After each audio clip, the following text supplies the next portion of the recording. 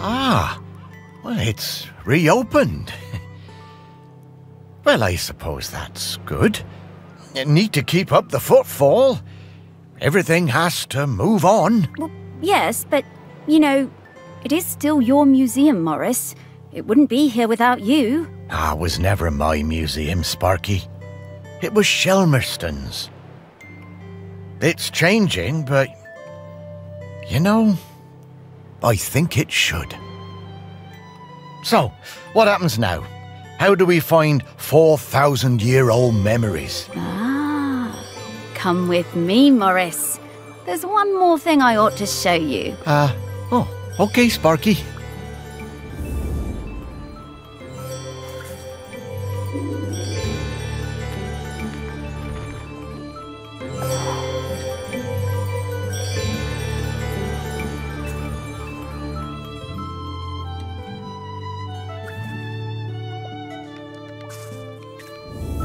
Well, don't suppose I'll ever look at Aggie's room the same way again, will I? Morris, take a look at those skulls, please. The skulls?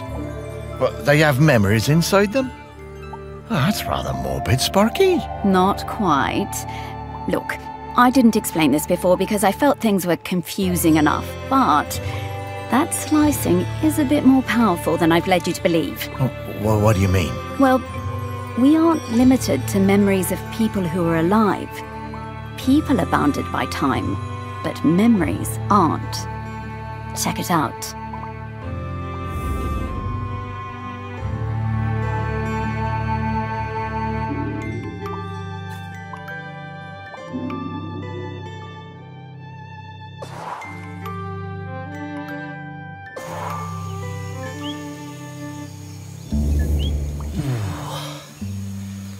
Oh, I didn't think dead stomachs could get queasy, but here we are.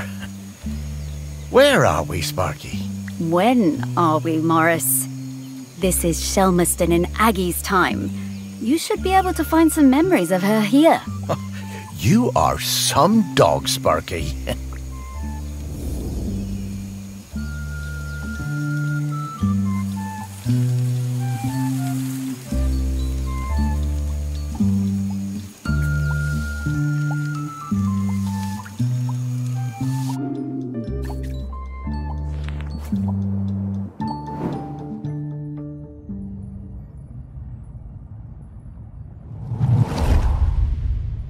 It was the worst night in the world when Aggie was born. It began in the old village, the one swept away by the rivers of fire. The ground shook and the earth split open and spat sparks. The sun hid and the huts burst into flame as we fled. I thought we would all die, everyone washed in the burning orange death. And Aggie's mother, howling with the pain of the child coming. We made it as far as the cliff top by the sea. The mountain was still roaring and roaring. The rock ran in rivers toward the sea. The air smelled of death and poison.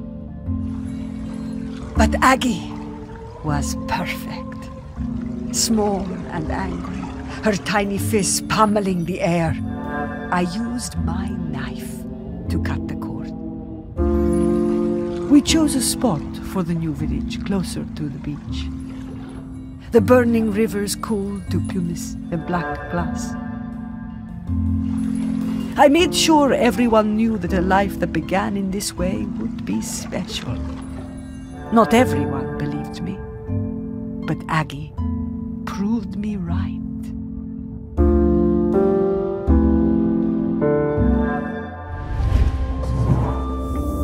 My goodness. Giving birth like that must have been awful.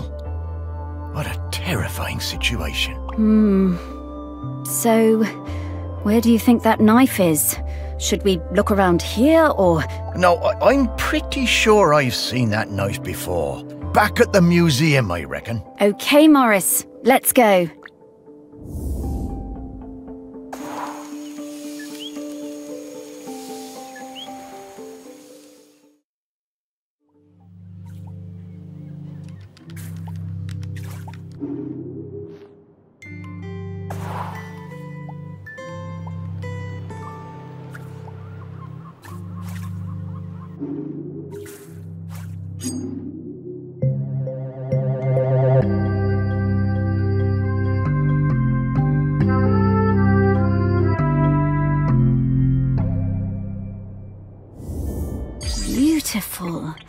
And to think that people had not long stopped using flint tools when this was made.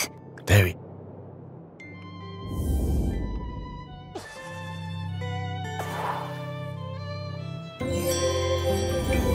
I'm getting the scent of Grenkins again, Morris. I'll pop up to let you know when we're close to one.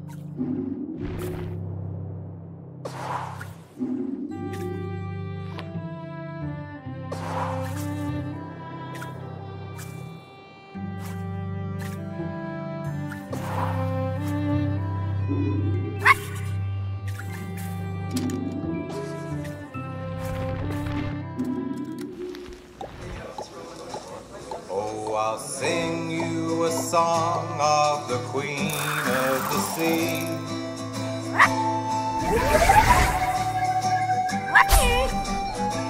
Of when I first met her and when she first met me.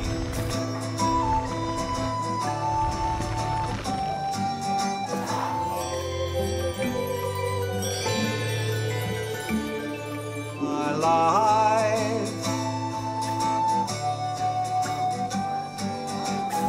of my fathers and brothers, my first precious night.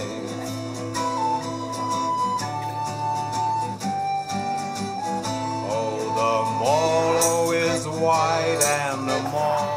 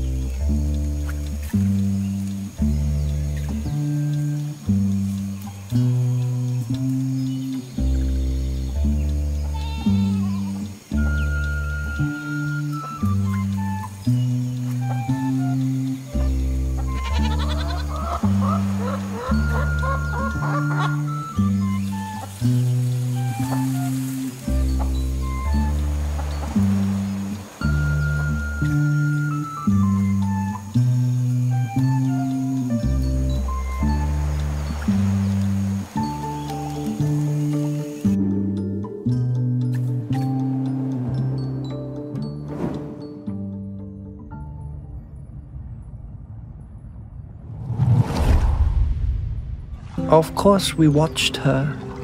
We had heard of her birth and seen her on the shore. Her feet sometimes in the seawater, her body in the sun. We did not show ourselves at first. As a test, we left the mirror on the black shore, born of the volcano on the same day as her, and waited to see what would happen, to see if it called to her. She picked it up turned it from side to side. She took it home. The next time I saw her, I introduced myself. We sang together, and I showed her how the mirror worked. How if you emptied your mind and thought of air and light and sea, you would see things in its surface. How things would unfurl in the future. Aggie was better at mirror gazing than any of us sea folk. She saw a girl, her own daughter not yet born, as leader of the dry folk. I told Aggie to keep on gazing into that mirror, that one day the island would need something more than a leader.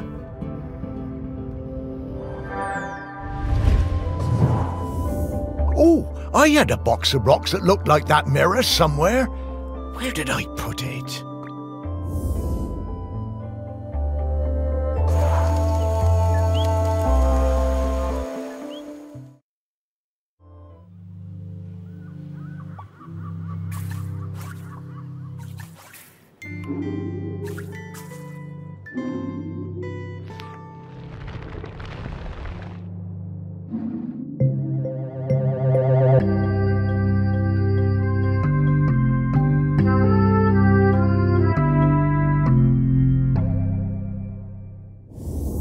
Whoa.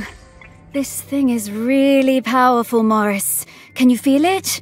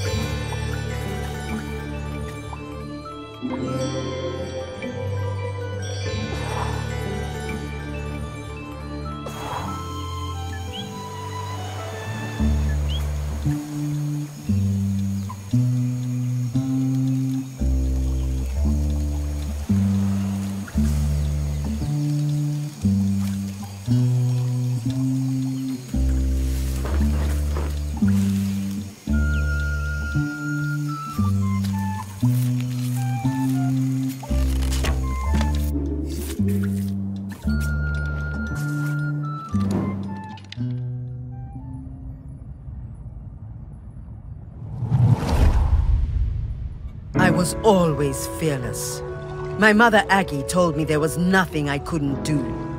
With Otsul and without, I hunted the deer in the woods and the hares on the mountain, all before I had taken my first lover. And younger still, one time Aggie had me knock her tooth out when she was in terrible pain. I didn't mind even when the blood poured out. It was easy for me.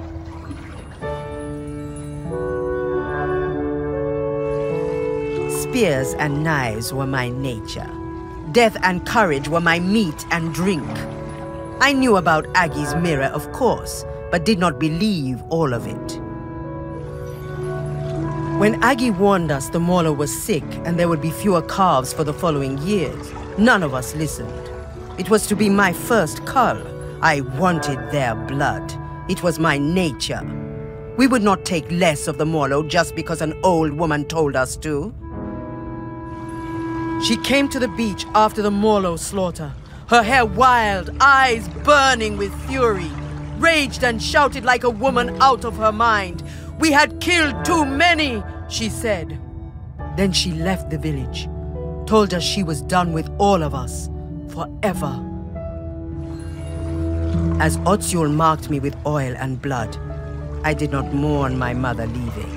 I was young and foolish, and the sight of her ashamed me. But of course, I did not see what was to come.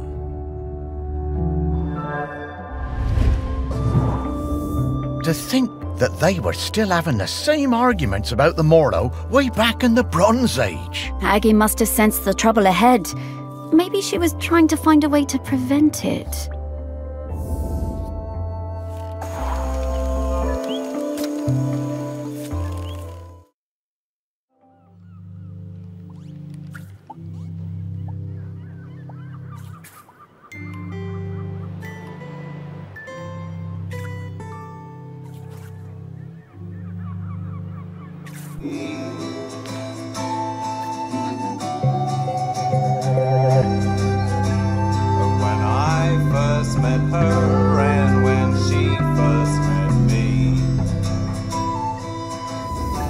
What a beautiful object.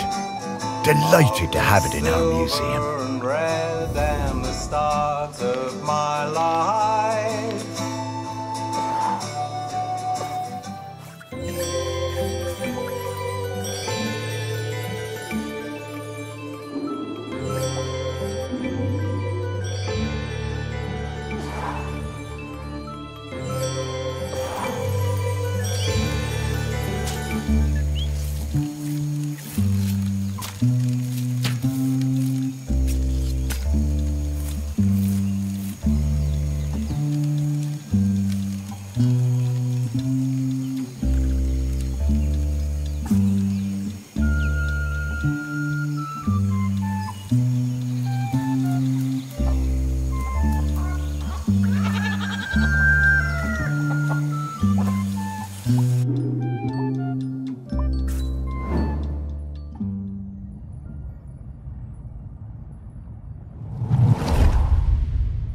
She was alone, and I would bring her food sometimes, samphire and sea urchins.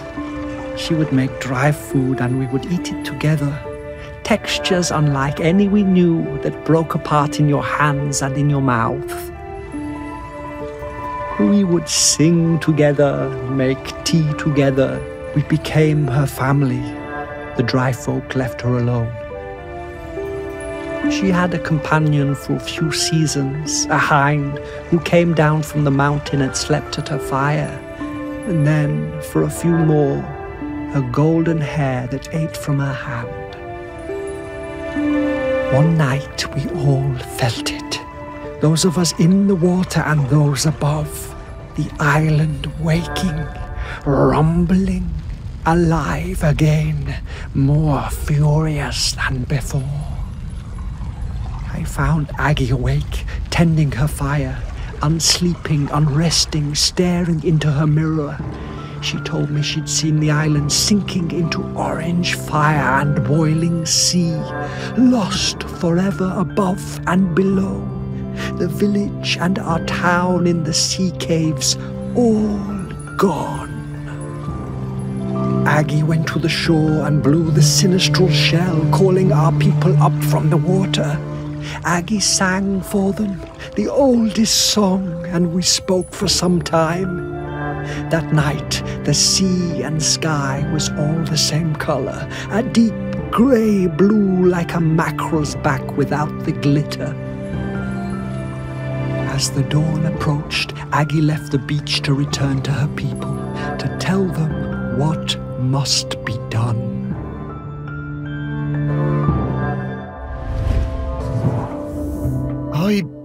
I'm not sure I want to see what happens next. We have to, Morris.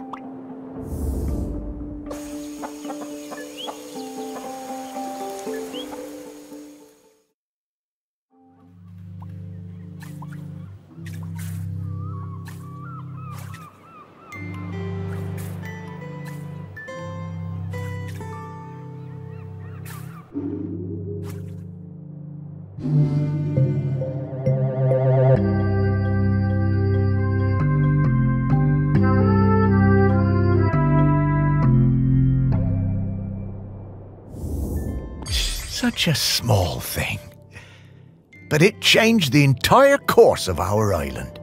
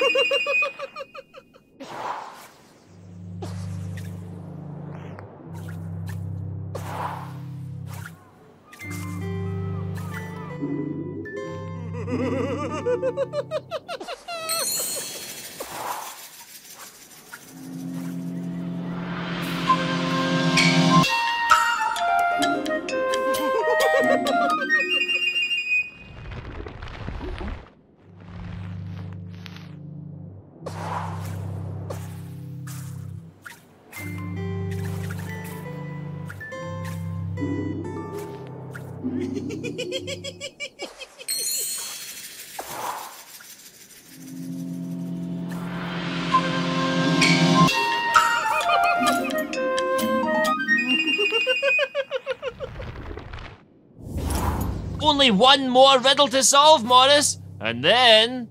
And then? Wondrous delights, Morris. Wondrous. Yeah, right. Quiet, dog. You're in the company of riddle masters here. Just one more, Morris. One more.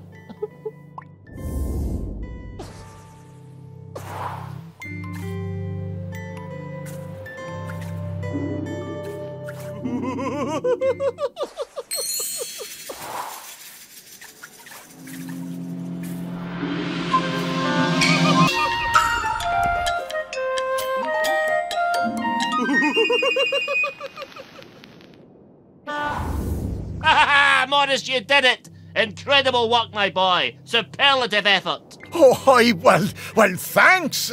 Oh, thanks, Mr. Whitstable. And now, for your reward. Oh, boy.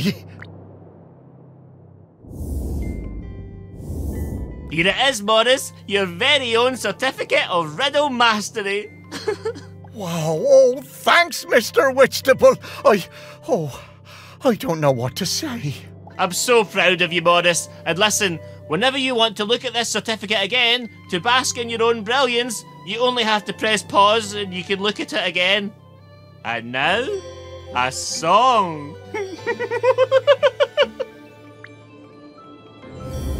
I work when I play and I play when I work. I can run but don't walk, I have a mouth but don't talk. I grow in the winter, I die in the spring. I have eyes but don't weep, I have a song but don't sing. What am I? Why am I? Why do I exist? Who owns the fish? Riddle me this. What is that which belongs to you, but others use it more than you do?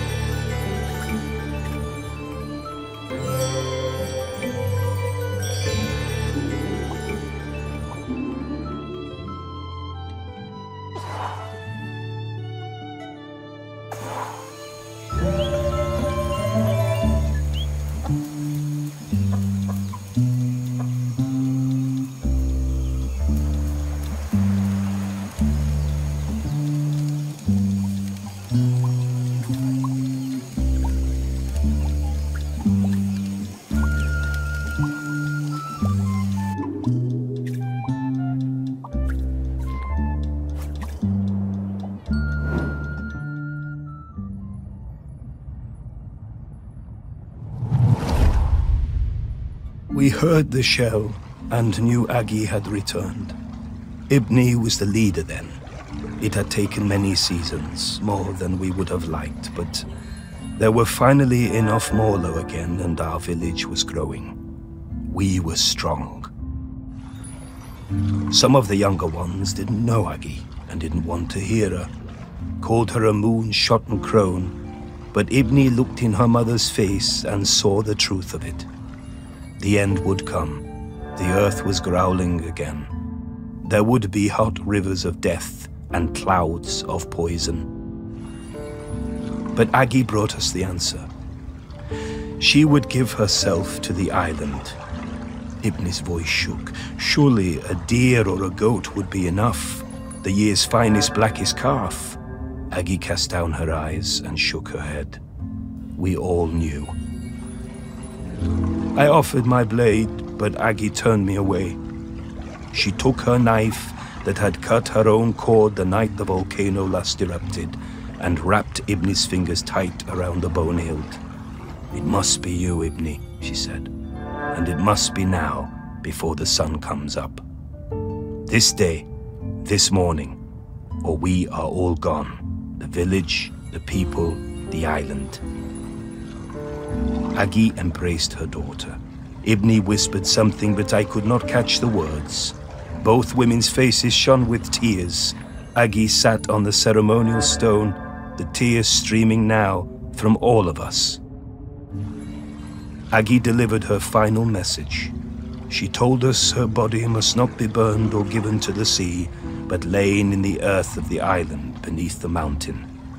Ibni was shaking, and then I realized it was not just Ibni. The whole island was trembling under our feet, waking up. Aggie told Ibni to be quick, the end was coming. As Aggie took Ibni's hand and guided the knife to her side, we saw the fish folk rising from the sea, hundreds of them, so many. I had no idea there were so many. Aggie was quiet the whole time, but Ibni cried out. A sound of longing and hurting from her heart like I had never heard. Then she fell silent, and as Aggie's life poured from her body, the island and everything on it fell suddenly still. Utterly still. We wept then, in sorrow and relief.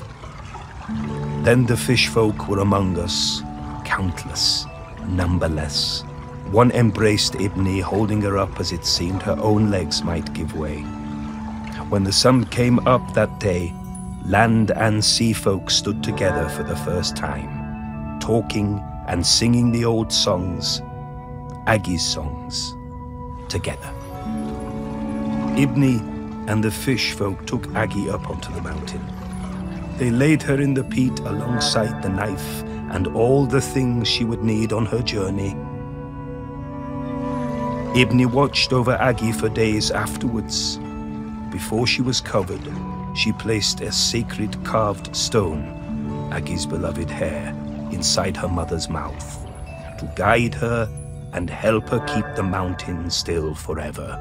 And so it was.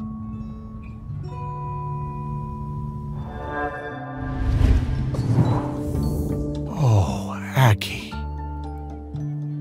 Now that's bravery.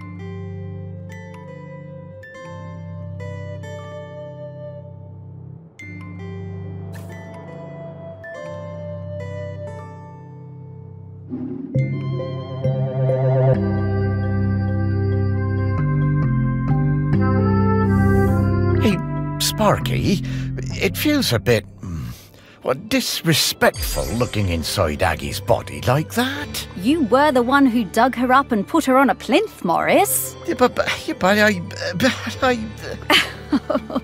Relax, Morris. This body isn't Aggie anymore. She's long past needing this old thing. Well, all right then.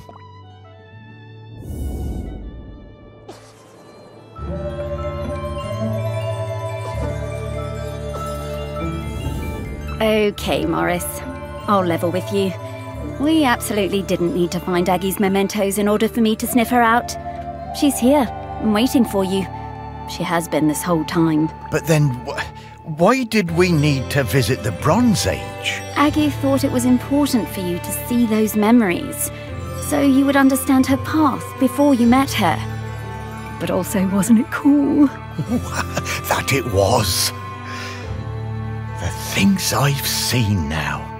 Oh, Sparky, thank you so much. To think, for a while there, I was worried that being dead was gonna be boring. You are very welcome, Morris. Okay, so, shall we go say hello to Aggie? Yes!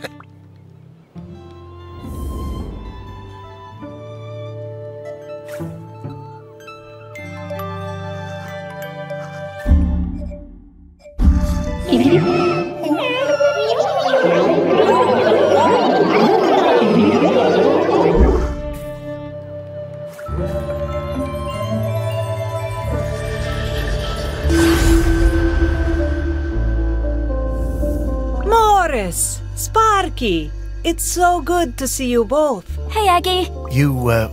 Wait, you know me? Of course I do. Morris Lupton, one of the best-loved men in the history of Shelmerston, with the very finest dog. Me? Oh, I don't know. Come now, let's go out of this place, into the air.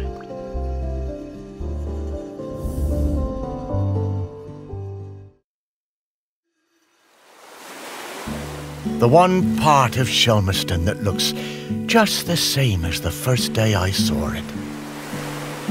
I suppose it always will. I love this beach. It's always been my favourite beach. I'm gonna go run. Aggie, look at Sparky. She's shining. That's the hope and the joy shining out of her. That's it, isn't it? The point of all of this. It is hope, home.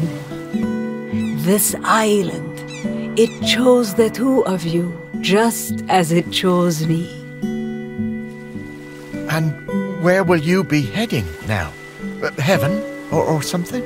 Heaven? What's that? Well, I don't quite know how to explain it.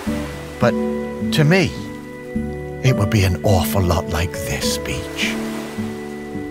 I don't know where I'm going, but I'm hoping to see Ibni, my daughter. It's been a very long time, but I remember her. We never forget the ones we love, do we, Morris? No, I don't suppose we do. I think she wants something, Morris. Huh. Would you look at that? I just found a tennis ball in my pocket. Here you are, girl.